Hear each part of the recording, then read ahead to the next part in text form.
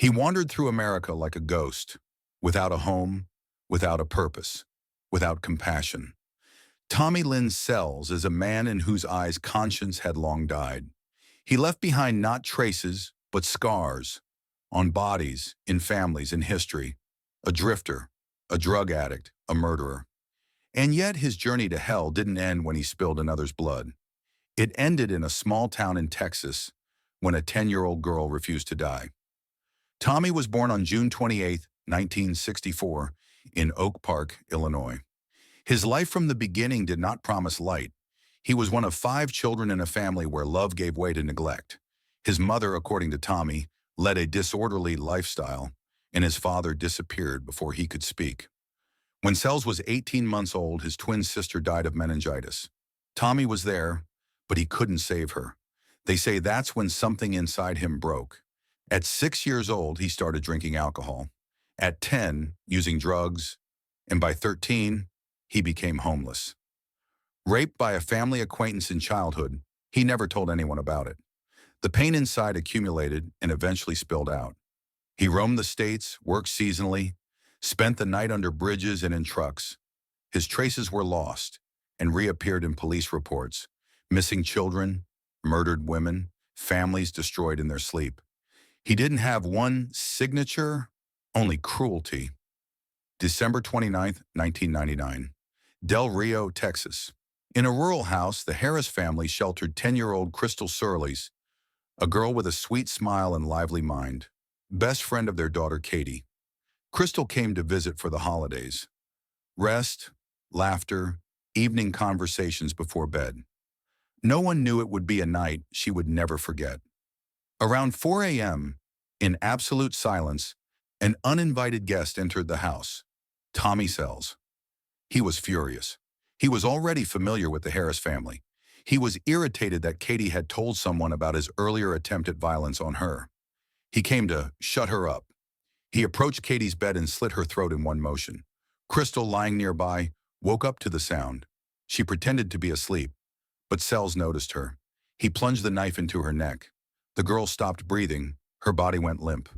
Satisfied, Sells left the house, not knowing he had made his fatal mistake. Crystal didn't die. Crystal gathered all her strength, clamping her throat wound with her hand. She could barely see. Blood was flooding her eyes, consciousness was fading. But she got up and saw Katie dead.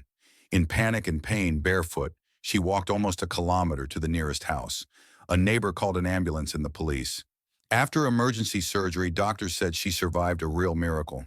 The wound was deep. The knife passed near the vocal cords. A few millimeters more, and she wouldn't be able to speak. A little deeper, and she wouldn't have been saved. At first, Crystal couldn't speak at all. Her first testimony to the police she gave in writing, using a notebook. The psychological pressure was colossal.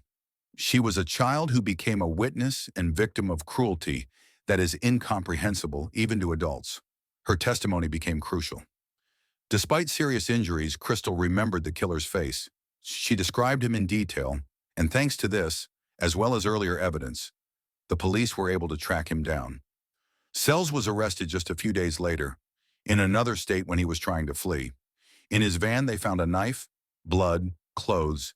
Everything pointed to him. But the main thing was Crystal. She survived, and she spoke. During interrogations, Tommy Lynn Sells boasted about his crimes. He talked about dozens of murders, often without showing a drop of remorse.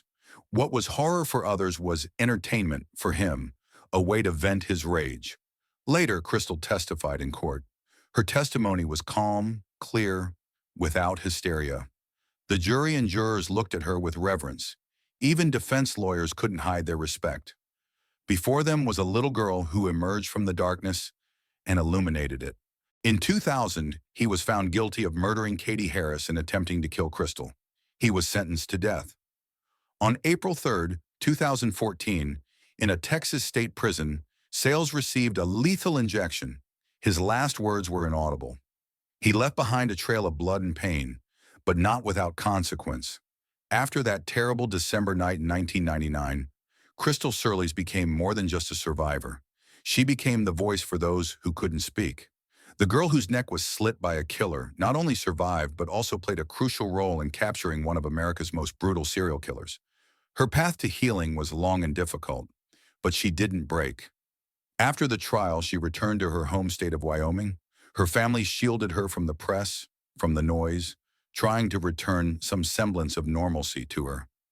But how to live after such a thing? Crystal Searles chose not to withdraw, but to act. As a teenager, she began participating in anti-violence campaigns, speaking about the importance of protecting children and being attentive to trovogenum signs. She appeared on television, participated in documentary projects, but not for fame. She spoke for the sake of those who could still be saved. Later, she entered college, studying law, psychology, and criminology.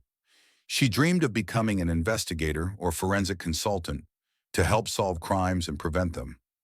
Documentaries were made about her. Her story inspired. In one of the shows, she said, "I want to be remembered not as a victim, but as a person who survived and helped to stop evil." Currently, according to the latest available data, Crystal lives calmly, trying to stay away from cameras. She rarely gives interviews. She doesn't want her name to be associated only with sales.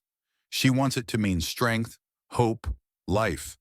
And that's exactly what she did. She turned a hellish night into a source of light. She's not just a girl who survived an attack. She's a symbol that even in the deepest darkness, there's a way back.